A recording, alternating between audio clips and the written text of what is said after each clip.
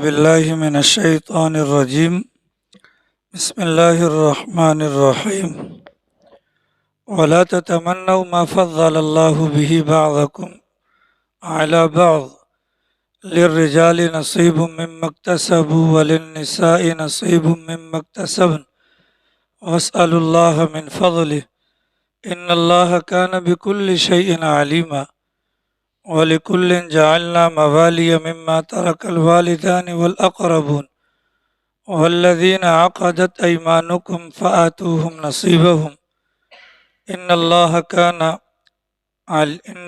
كَانَ عَلَى كُلِّ شَيْءٍ شَهِيدًا الرِّجَالُ قَوَّامُونَ عَلَى النِّسَاءِ بِمَا فَضَّلَ اللَّهُ بَعْضَهُمْ عَلَى بَعْضٍ وَبِمَا أَنفَقُوا مِنْ أَمْوَالِهِمْ فَالصَّالِحَاتُ قَانِتَاتٌ حافظات للغیب بما حفظ اللہ واللاتی تخافون نشوزہن فاعظوہن واہجروہن فی المضاجع واضربوہن فإن اطعنکم فلا تبغوا علیہن سبیلا ان اللہ کان علیا کبیرا۔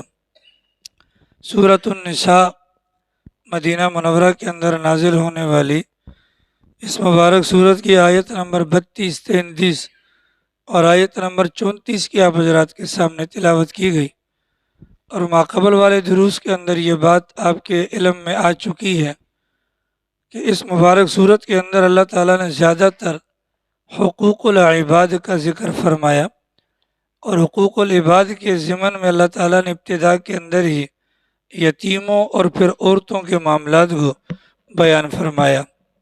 آپ حضرات جانتے ہیں کہ جاہلیت کے زمانے میں عورتوں کے ساتھ جو بدسلوکی کی جاتی تھی، بیٹی کی پیدائش کو عار سمجھا جاتا تھا، تو جب ایک ذات کی پیدائش کو عار سمجھا جاتا ہو تو کسی انسان کے مرنے کے بعد اس کو والی وارث بنانا یا حق دینا یہ تو ناممکنات میں سے تھا، اور جب عار سمجھا جاتا تھا تو معاشرے کے اندر اس کو حق دینا اس بات کو کوئی بھی قبول نہیں کرتا تھا۔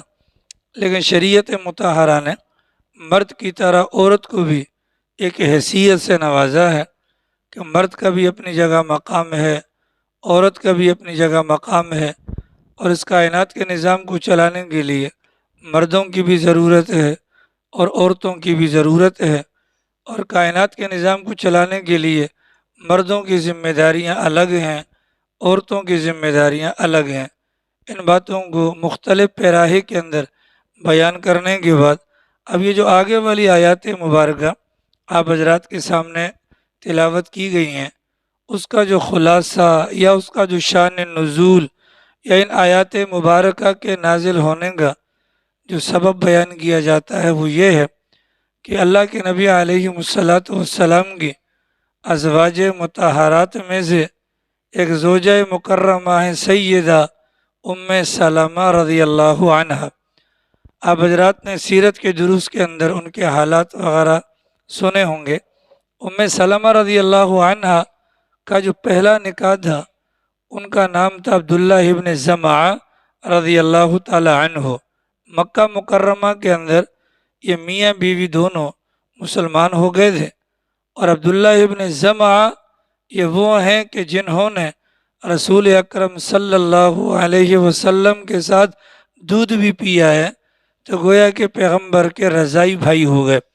تو مکہ مکرمہ کے اندر میاں بیوی دونوں اسلام قبول کرتے ہیں، اور اس کے بعد حبشہ کی طرف جو مسلمانوں نے ہجرت فرمائی ہے اس کے اندر یہ دونوں حضرات تشریف لے کر جاتے ہیں، اور وہاں سے واپسی کے بعد جب مدینہ منورہ پہنچتے ہیں تو مدینہ منورہ کے اندر ان کی اولاد بھی ہوتی ہے، ایک بیٹا ہوتا ہے اور ایک بیٹی ہوتی ہے۔ بیٹے کا نام عامر ابن ابی سلمہ اور بیٹی کا نام زینب رکھا جاتا ہے۔ اللہ کی شان مدینہ منورہ واپس آ جانے کے بعد حضرت عبداللہ ابن زمعہ رضی اللہ تعالی عنہ کا انتقال ہو گیا۔ اس انتقال کی بنیاد پر ام سلمہ رضی اللہ عنہ بہت زیادہ پریشان تھی، اور ان کی پریشانی کی کئی وجوہات تھیں۔ ایک تو عبداللہ ابن زمعہ جیسا شوہر ملنا یہ ناممکنات میں سے تھا۔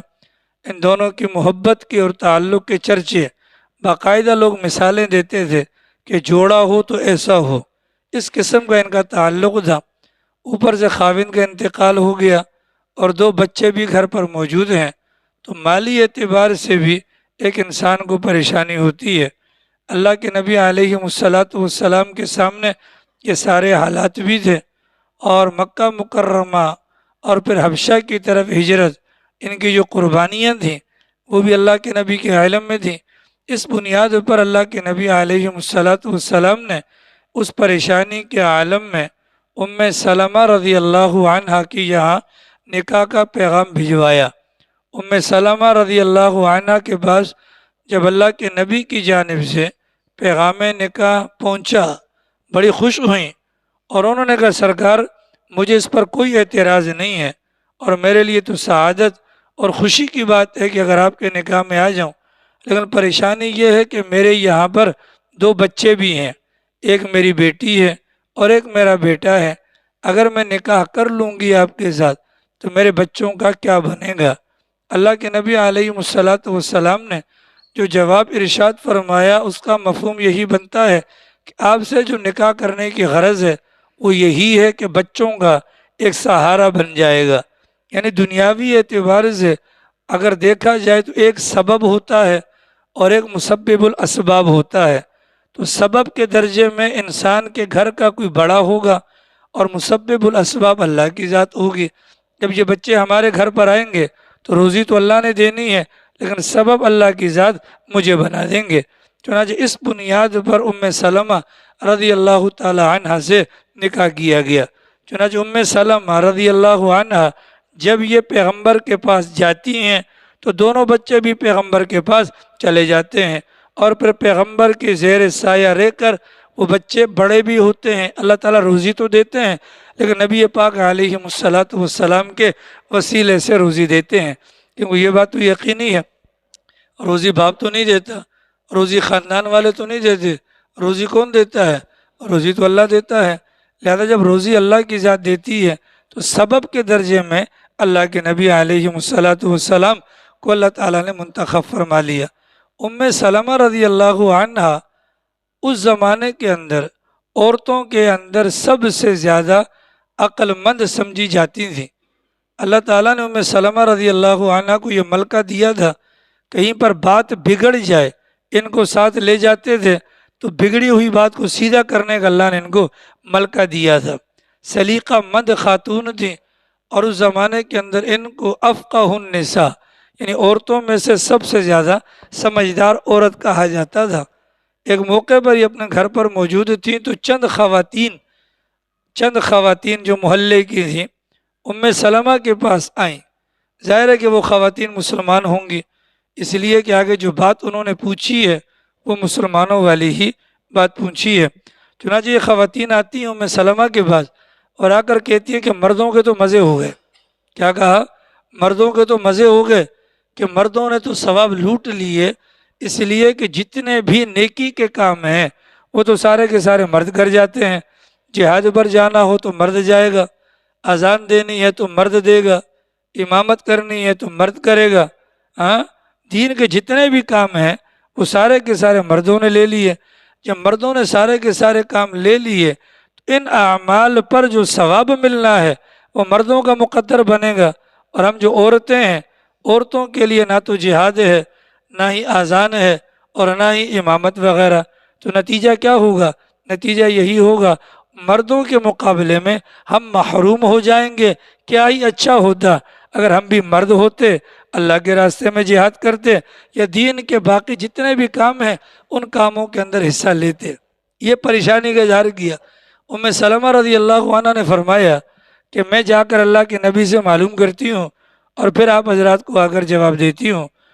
سلمہ رضی اللہ عنہ نے جا کر اللہ کے نبی علیہ السلام کے سامنے عورتوں کی اس پریشانی کا ذکر کیا۔ اللہ کے نبی علیہ السلام نے جواب دیا عورتیں تو مفت میں ثواب سمیٹ رہی ہیں۔ کیا فرمایا؟ عورتیں تو مفت میں ثواب سمیٹ رہی ہیں۔ کیا مطلب؟ کہ مردوں کو جس ثواب کے لیے محنت کرنے کی ضرورت ہے عورتیں تو وہ محنت کیے بغیر ہی وہ ثواب سمیٹ رہی ہیں۔ چنانچہ ہمارے بڑوں نے پھر اس کی تفصیلات کے اندر بیان فرمایا کہ اگر کوئی بندہ اگر امام ہے، اس کو امامت پر جو ثواب ملے گا اس کی بیوی کو بھی اتنا ہی ثواب ملے گا، اس لیے کہ جو امام امامت کے لیے آیا تو جن کپڑوں کو اس نے پہنا وہ کپڑے دھونے والی بیگم، ہاں اگر وہ کھانا کھا کر آیا پیٹ بھرا ہوگا تو نماز پڑھائے گا، تو کھانا پکانے والی بیگم، اسی طریقے سے اگر وہ بیمار ہوتا ہے دوا دارو کرنے والی وہ بیگم، اعمال بظاہر مرد کرتا ہے لیکن چونکہ اس کی بیگم اس کے ساتھ شریک حال ہوتی ہے، اس بنیاد پر ان نیک اعمال کے کرنے کا ثواب کرنے والے کو بھی ملے گا اور اس سے متعلقہ جو اس کی بیگم ہے اگر وہ اس کے ساتھ سپورٹر ہے اس کو بھی ملے گا، اگر اس کی بہن ہے اس کو بھی ملے گا، اگر اس کی والدہ ہے اس کو بھی ملے گا، اگر اس کی بیٹی ہے اس کو بھی ملے گا۔ اب مثال کے طور پر اگر بات ہم ثواب کی کرتے ہیں، ایک اذان کو لے لیں، ایک اذان کو لے لیں، اذان کے اندر جو کلمات کہے جاتے ہیں اللہ اکبر، اللہ اکبر، یہ جو کلمات ہیں اذان کے ان کلمات پر یعنی ادا کرنے پر ایک ایک حرف پر 10 نیکیاں ملتی ہیں۔ کتنی نیکیاں ملتی ہیں؟ اب حرف کا مطلب کیا ہوا؟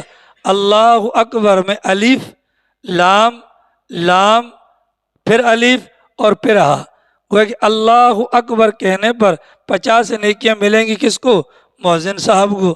مؤذن کی بیوی کو کتنی نیکیاں ملیں گی؟ اس کو بھی 50 مل جائیں گی، حالانکہ اس نے اذان نہیں دی۔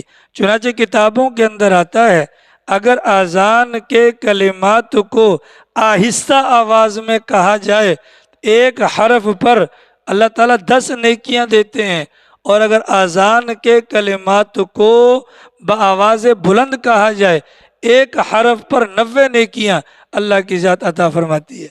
اللہ اکبر اگر صرف لفظ اللہ کہا آہستہ آواز میں کہا گیا تو ثواب کتنا؟ 50 نیکیاں مل گئیں، اور اگر بآواز بلند کہا گیا تو ثواب کتنا؟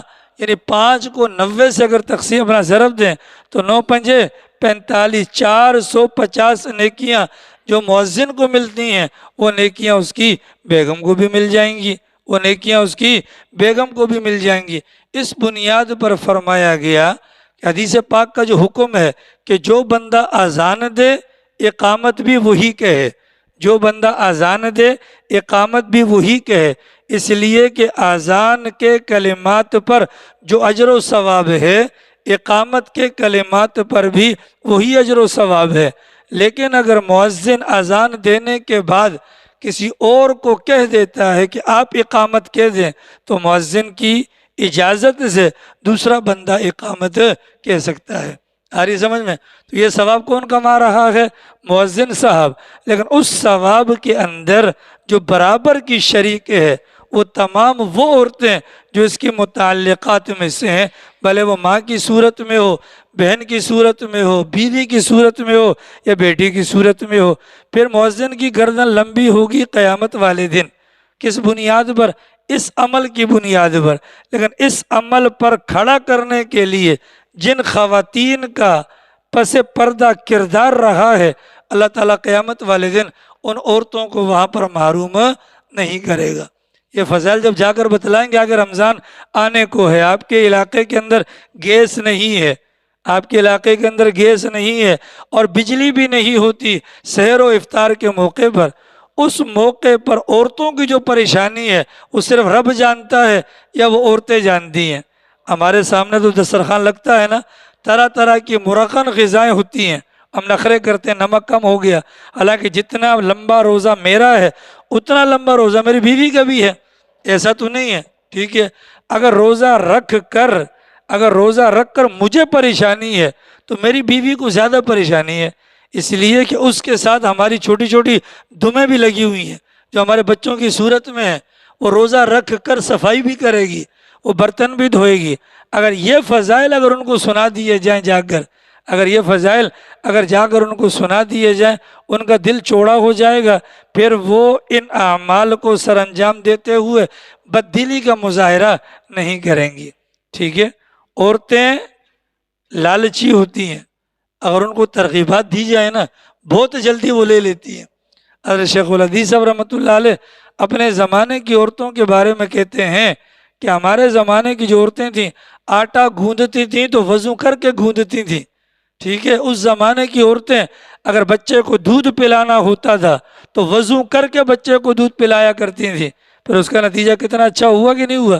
ہاں، کتنا اچھا ہوا کہ وہ سارے کے سارے حضرات دین کے علم بردار اللہ نے بنا دیے، ٹھیک ہے۔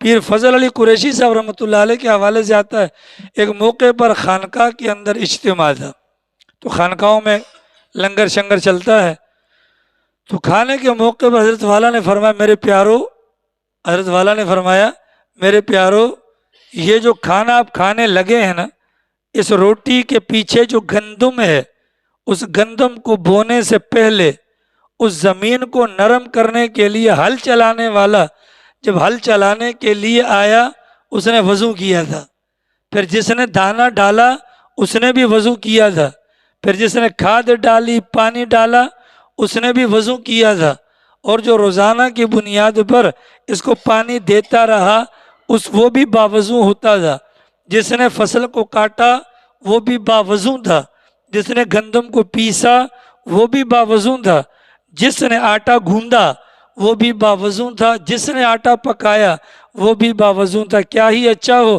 اگر آپ حضرات بھی کھانے سے پہلے وضو کر لیں، کھانے سے پہلے کیا کر لیں؟ وضو کر لیں۔ اگر یہی باتیں اگر ہم اپنی عورتوں کو بتلائیں گے تو کبھی بھی عورت نہیں کہے گی میں تمہاری نوکر نہیں ہوں کہ تمہارے لیے کھانے پکانے کا اہتمام کروں۔ آ رہی سمجھ میں؟ اللہ کے نبی نے مسئلہ آسان فرما دیا کہ جو کام کرے گا مرد وہ نیکی کا کام ہے، اگر عورت سپورٹر ہے، اگر عورت سپورٹر ہے یا اس کی ہمدرد ہے یا اس کا ساتھ دینے والی ہے تو پورا کا پورا اجر و ثواب اس کو بھی ملے گا۔ تو چونکہ عورتوں کے دلوں میں تمنا ہے اتنا کاش ہم بھی چلے جاتے، کاش ہم بھی آگے بڑھ کر امامت کروا سکتے۔ عورت امام نہیں بن سکتی لیکن امامت جتنا ثواب لے سکتی ہے، امامت جتنا ثواب لے سکتی ہے کہ نہیں لے سکتی؟ بشرطے کہ وہ کسی عالم دین سے جا کر شادی کرے۔ عام طور پر بچیوں کو مدارس میں پڑھایا جاتا ہے، بہت اچھی بات ہے، لیکن خدا را ان کو کسی نکٹھو کے حوالے نہ کیا کرے۔ یہاں پر جو ہمارا تجربہ بتلاتا ہے کہ جن مدارس سے فاضل شدہ بچیوں کے رشتے ہوئے ہیں ان لوگوں سے جن کو تعلیم کا الف سے با نہیں آتا، وہ گھر بہت جلدی ٹوٹ گئے ہیں، وہ گھر بہت جلدی ٹوٹ گئے ہیں۔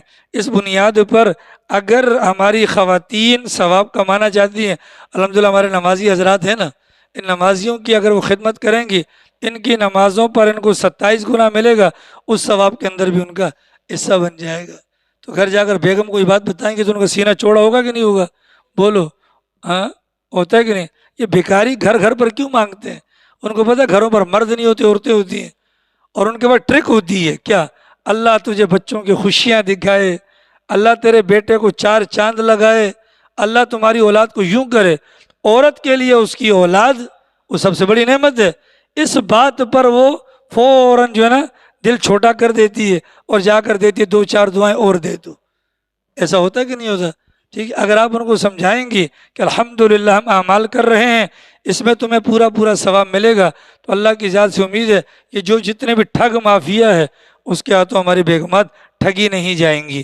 اللہ کے نبی نے فرمایا عورتوں کی تمنا کا اللہ کو پتہ چل گیا، اللہ تعالیٰ نے فرمایا وَلَا تَتَمَنَّوْا، اور تم میں سے کوئی بھی آرزو نہ کرے، کس بات کی؟ ماں اس بات کی فضل اللہ بہ، کہ جس کی بنیاد پر اللہ نے فضیلت دی۔ بھائی کسی کو مرد بنایا تو اللہ نے بنایا نا، کسی کو عورت بنایا تو اسد صاحب مرد بنایا تو کس نے بنایا؟ اللہ نے بنایا۔ عورت بنایا تو کس نے بنایا؟ اللہ نے بنایا نا۔ کوئی بندہ اپنی خوشی سے مرد نہیں بنتا اور نہ ہی اپنی خوشی سے کوئی عورت بنتی ہے۔ ایک دوسرے کے معاملات کو دیکھ کر یہ تمنا کرنا کاش، تو یہ کاش اچھا نہیں ہے۔ یہ کاش کا لفظ اس کا ترجمہ اردو میں کیا؟ آرزو۔ وَلَا تَتَمَنَّوْا، تم میں سے کوئی بھی آرزو نہ کرے ما اس چیز کی فضل اللہ بہ، کہ جس چیز کے بسبب اللہ نے فضیلت دی ہے، بعضکم علی بعض، تم میں سے بعض کو بعض پر، تم میں سے بعض کو بعض پر۔ ہر بندے کو کسی نہ کسی اعتبار سے اللہ نے فضیلت دی ہے، کوئی کالا ہے کوئی گورا ہے، ہاں کوئی نکٹھو ہے، کوئی بہت زیادہ عقلمند ہے، تو یہ فضیلت اللہ دیتا ہے۔ یہ فضیلت کون دیتا ہے؟ اللہ دیتا ہے۔ فرمایا للرجال نصیب، مردوں کے لیے حصہ ہے، مما اس چیز میں اکتسبوا جس کی انہوں نے کمائی کی۔ مرد نماز پڑھ رہا ہے، امامت کروا رہا ہے، تبلیغ میں جا رہا ہے، جہاد بھی جا رہا ہے، پورا پورا اجر ملے گا نہیں ملے گا؟ چنانچہ رسول اکرم صلی اللہ علیہ وسلم نے کیا فرمایا کہ جو بندہ کسی مجاہد کا سامان برابر کرتا ہے، ثواب اس کو بھی اتنا ہی ملے گا جتنا مجاہد کو ملتا ہے۔ واضح ہو گیا نا؟ اگر ہم گھر سے نکلتے ہیں نماز کے لیے تو ہمارے کپڑے کون دھوتا ہے؟ بیگم۔ میری ٹوپی ہے، بیگم دھوتی ہے، میرے کپڑے ہیں، بیگم دھوتی ہے۔ تو یہ سارا نظام جب عورتیں کرتی ہیں تو اگر قرآن پڑھا ہوا ہو تو پھر یہ عورتیں بددل نہیں ہوں گی، بلکہ استری کرتے ہوئے سمجھیں گی اس استری پر مجھے ثواب ملے گا، کپڑے دھوتے ہوئے مجھے ثواب ملے گا۔ ٹھیک ہے؟ وَلِلنِّسَاءِ اور عورتوں کے لیے نصیب حصہ ہے، مما اکتسبن جو انہوں نے کمائی کی۔ تو مردوں کی کمائی الگ ہے، عورتوں کی کمائی الگ ہے۔ مردوں کی کمائی باہر کی ہے، عورتوں کی کمائی اندر کی ہے۔ عورتیں اندر کو دیکھیں، مرد باہر کو دیکھیں۔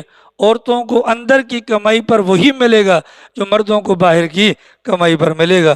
وَاسْأَلُوا اللَّهَ مِنْ فَضْلِهِ، البتہ اللہ میاں سے اس کا فضل مانگتے رہا کرو۔ اللہ میاں سے ان کا فضل مانگتے رہا کرو۔ اللہ کا فضل کیا ہے؟ یا اللہ تو ہمیں روزی دے دے، اللہ تو ہماری نیکیوں میں اضافہ کر دے، اللہ تو ہمیں نیکی کے مواقع نصیب کر دے۔ ٹھیک ہے؟ ہماری مائیں بہنیں گھر پر کھانا پکاتی ہیں، ابھی رات کا کھانا بھی پک گیا ہوگا یا پکنے والا ہوگا، صبح کا ناشتہ بنے گا۔ ٹھیک ہے؟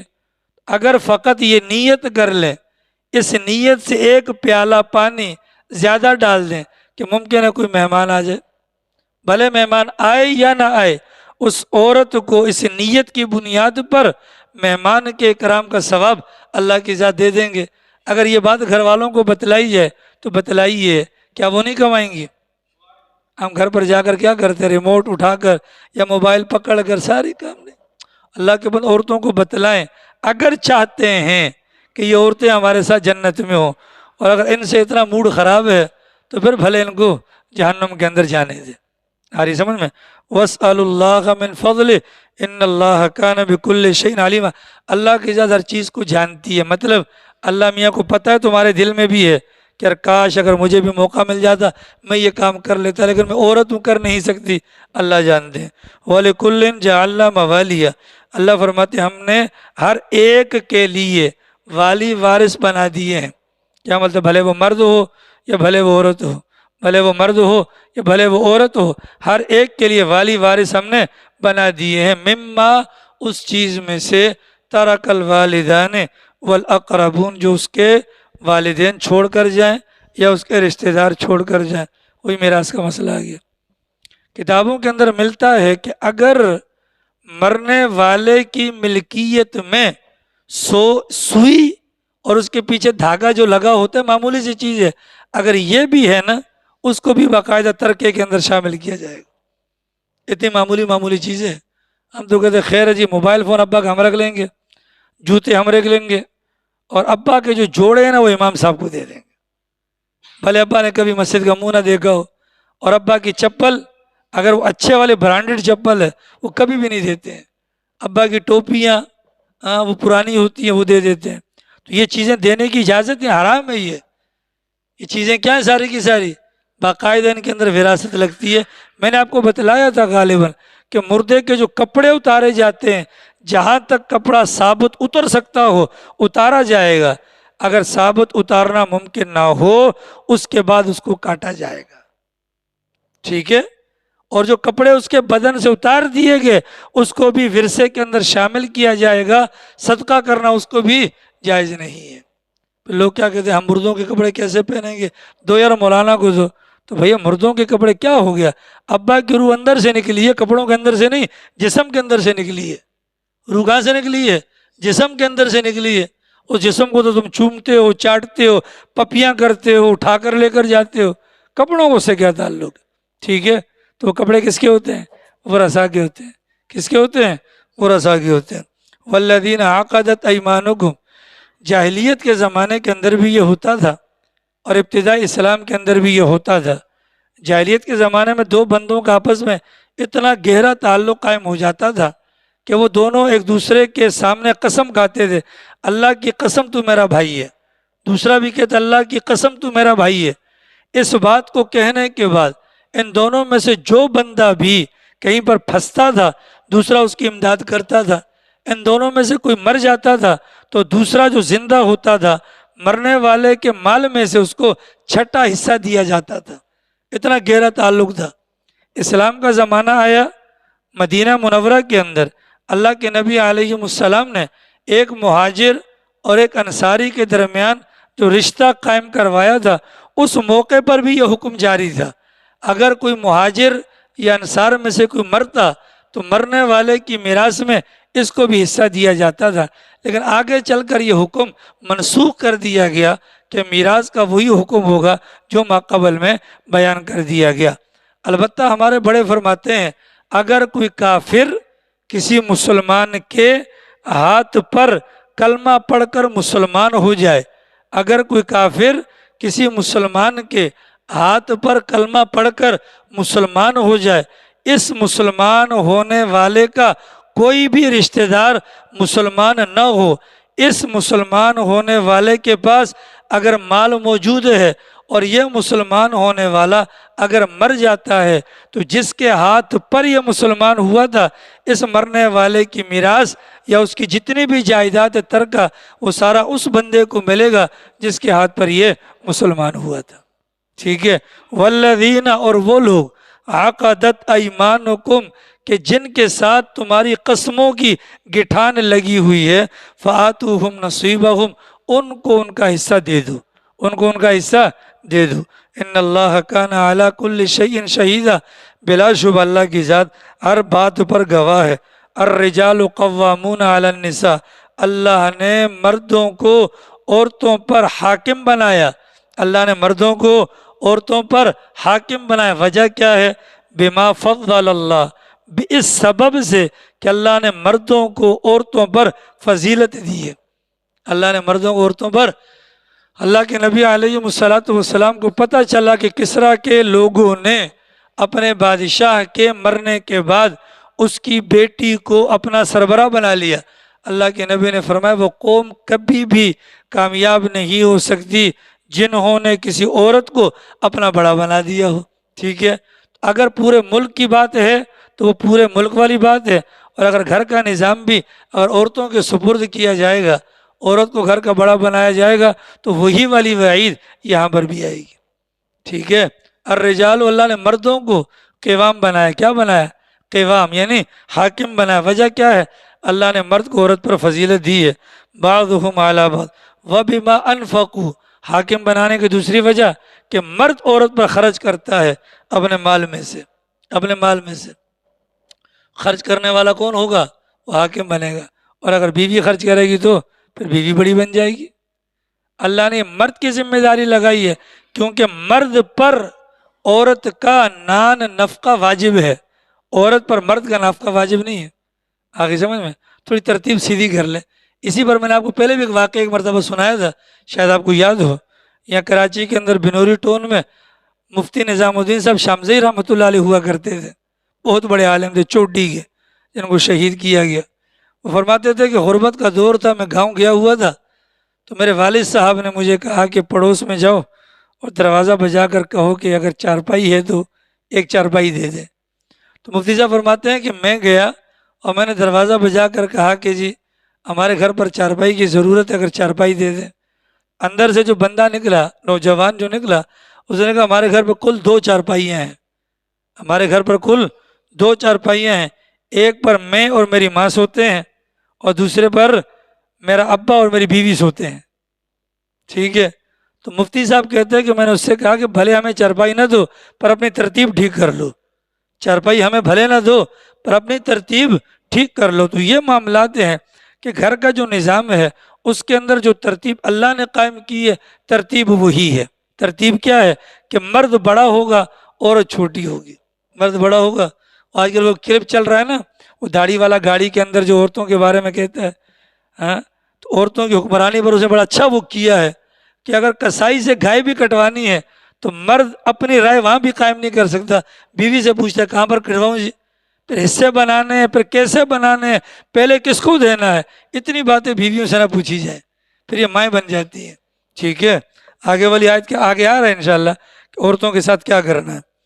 فالصالحات قانتات، عورتوں میں سے جو نیک عورتیں ہوتی ہیں، قانتات، وہ اللہ کی اطاعت کرنے والی ہوتی ہیں، اللہ کی اطاعت کرنے والی ہوتی ہیں، اور حافظات للغیب، شوہر کی عدم موجودگی کے اندر حفاظت کرنے والی ہوتی ہیں، بما، ان چیزوں کی، حافظ اللہ، جن چیزوں کی حفاظت کا اللہ نے ان کو کہا ہوتا ہے۔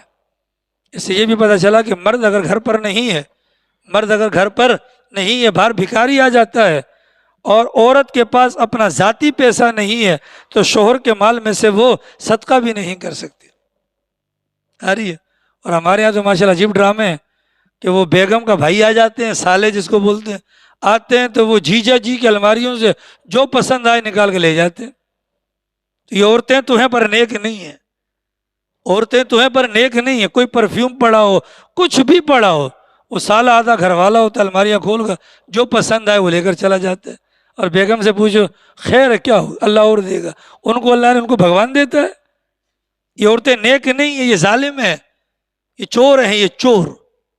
آگے سمجھ بھائی، ظاہر سی بات ہے کہ ہمارا سامان ہمارا سامان، ہم کسی کے گھر پر جائیں ان کو بھی تکلیف ہوتی ہے۔